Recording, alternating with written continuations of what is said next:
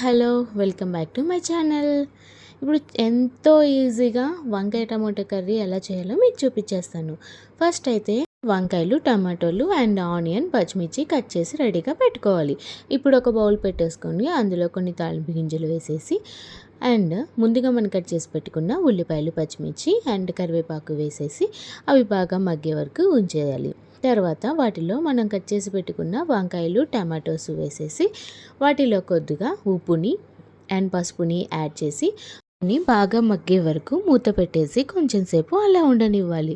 తర్వాత మూత తీసాక వాటిని బాగా కలిపి అవి మగ్గాక మనకి ఎంత కావాలనుకుంటే అంత క్వాంటిటీ కారం వేసేసుకొని కొంచెం సేపు అలా కలిపేసి కొంచెంసేపు అలా ఉండనివ్వాలి. తర్వాత గార్నిష్ కోసం కొత్తిమీర వేసేసుకోవడమే. ఫుల్గా వంకాయ టమాటా కర్రీ రెడీ అయిపోయింది.